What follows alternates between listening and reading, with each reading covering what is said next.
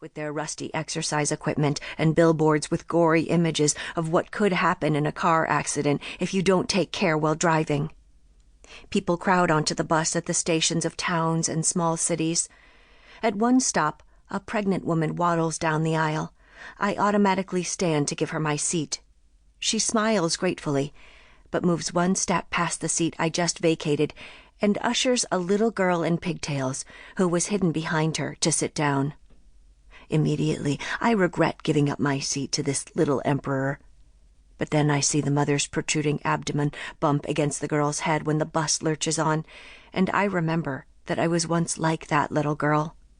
A first child, showered with attention, indulged, until I was pushed aside by a second child. My brother, who is dead.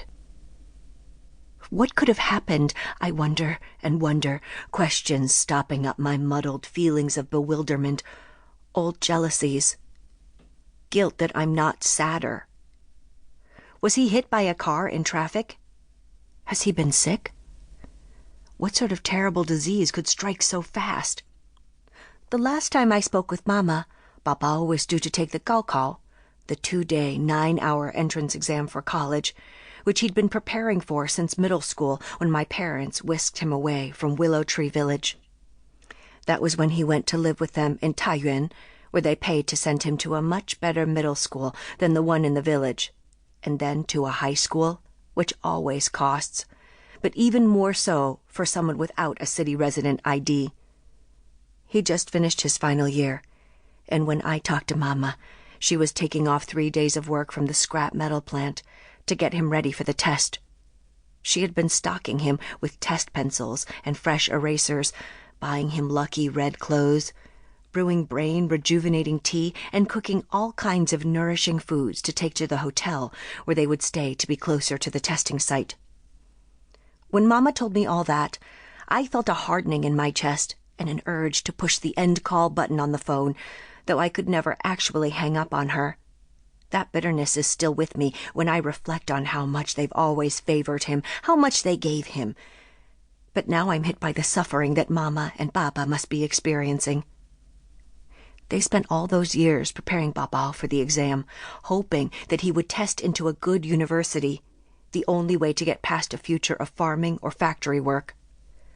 They made so many sacrifices, the years separated from us, the mind-numbing toil in the bad city air, all the money spent on his school tuition, books, and tutoring.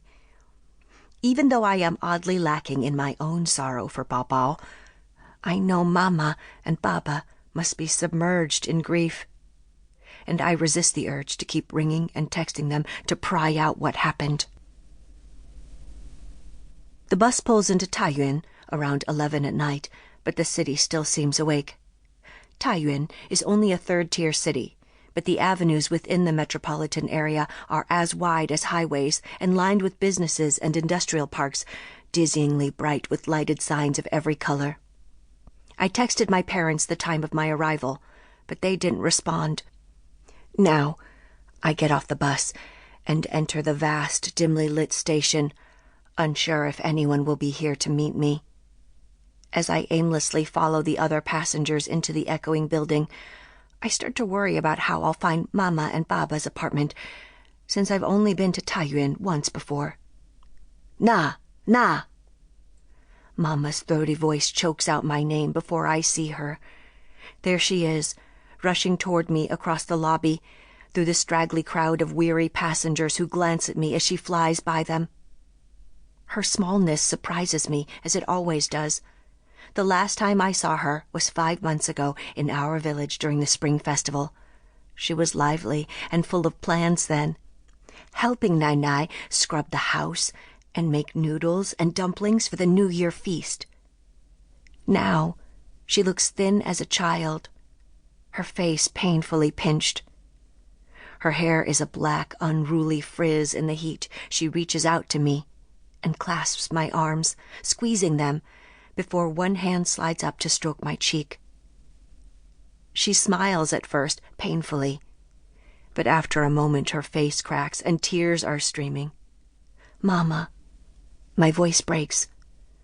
I've never seen her cry, and my stomach flips with anxiety.